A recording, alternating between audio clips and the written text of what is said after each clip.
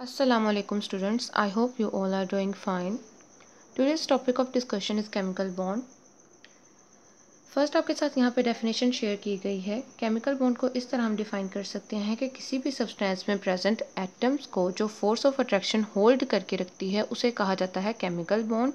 दूसरे वर्ड्स में अगर इसको एक्सप्लेन किया जाए तो ड्यूरिंग बॉन्ड फॉर्मेशन कोई फोर्स प्रेजेंट होती है जो एटम्स को होल्ड करके रखती है। ठीक है, नेक्स्ट आपके साथ यहाँ पे उसी तरह ही ऑक्टेट रूल और डुप्लेट रूल को डिस्कस किया गया है। जैसा कि आप पहले भी पढ़ चुके हैं, ऑक्टेट रूल क्या है, आउटर मोस्ट शेल और वैलेंस शेल में 8 इलेक्ट्रॉन्स अटेन करना क्या कहलाएगा, ऑक्टेट रूल।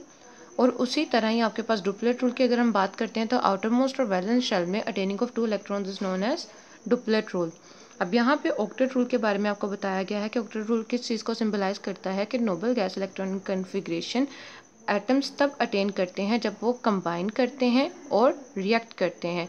अगर हम बात करें हाइड्रोजन और हीलियम एटम्स की जिनके पास सिर्फ एस सबशेल प्रेजेंट होता है, तो यहाँ पे इस केस में ऑक्टेट रूल चेंज कर जाता है डुप्लेट रूल में। और ये डुप्लेट रूल बहुत ज़्यादा सिग्निफिकेंट रोल प्ले करता है bond formation between the atoms को समझने के लिए। ठीक है, अगर तो बॉन्ड फॉर्मेशन होगी बिटवीन द आयंस वो होती है, उसका मेन रीज़न आपके पास होता है इलेक्ट्रोस्टैटिक फोर्स ऑफ अट्रैक्शन। लेकिन अगर बॉन्ड फॉर्मेशन हो बिटवीन द सिमिलर एटम्स और बिटवीन द एटम्स जिनकी हम इलेक्ट्रोनेगेटिविटी वैल्यू को कंपेयर कर सकते हैं, इलेक्ट्रोनेगेटिविटी के बारे में आप लोगों ने चैप्टर नंबर 3 में पूरा डिटेल में डिस्कस किया था। यहाँ पे फिर केमिकल बॉन्ड फॉर्मेशन होगी शेयरिंग ऑफ इलेक्ट्रॉन्स की वजह से। अब वो शेयरिंग ऑफ इलेक्ट्रॉन म्यूचुअल भी हो सकती है और वन साइडेड भी हो सकती है। म्यूचुअल का क्या मतलब है कि दोनों एटम्स और एलिमेंट्स उस इलेक्ट्रॉन पेयर को म्यूचुअली शेयर करेंगे, और वन साइडेड कोई एक एलिमेंट उस इलेक्ट्रॉन को डोनेट कर सकता है। ठीक है, डोनेट या एक्सेप्ट कर सकता है।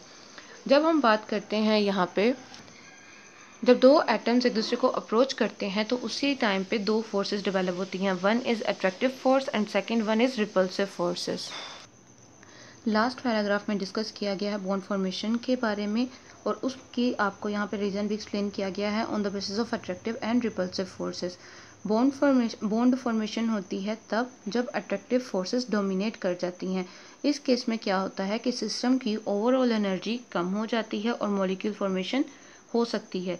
अगर उसके ऑपोजिट हम लोग बात करें तो अगर यहाँ पे क्या है कि रिपल्सिव फोर्सेस अगर डोमिनेंट हो जाएंगी तो कोई भी केमिकल बॉन्ड फॉर्मेशन नहीं होगी।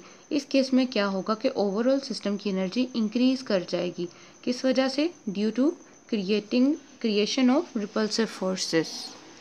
अब ओवरऑल इस टॉपिक को ज़रा हम समराइज कर लेते हैं। फर्स्ट आपके पास डेफिनेशन है केमिकल बॉन्ड की, नेक्स्ट आपके पास है ऑक्टेट रूल, डुप्लेट रूल, फिर आपके पास यहाँ पे आपको बताया गया है अगर बॉन्ड फॉर्मेशन होगी बिटवीन द आयंस तो उसका रीज़न क्या होगा, इलेक्ट्रोस्टैटिक फोर्सेस और force of attraction.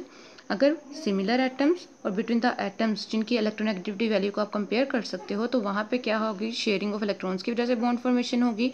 Last paragraph में हम लोगों ने डिस्कस किया है अट्रैक्टिव और रिपल्सिव फोर्सेस को। अगर एक सिस्टम में अट्रैक्टिव फोर्सेस अगर डोमिनेट कर जाते हैं तो सिस्टम की एनर्जी कम हो जाएगी और मॉलिक्यूल फॉर्मेशन हो जाएगी। ठीक है, लेकिन अगर उसी सिस्टम में रिपल्सिव फोर्सेस डोमिनेट कर जाती हैं तो वहाँ पे बॉन्ड फॉर्मेशन नहीं होगी। क्यों? क्योंकि ओवरऑल उस सिस्टम की एनर्जी इंक्रीज हो जाएगी due to increased repulsive forces. Okay class, thank you, अल्लाह हाफिज़।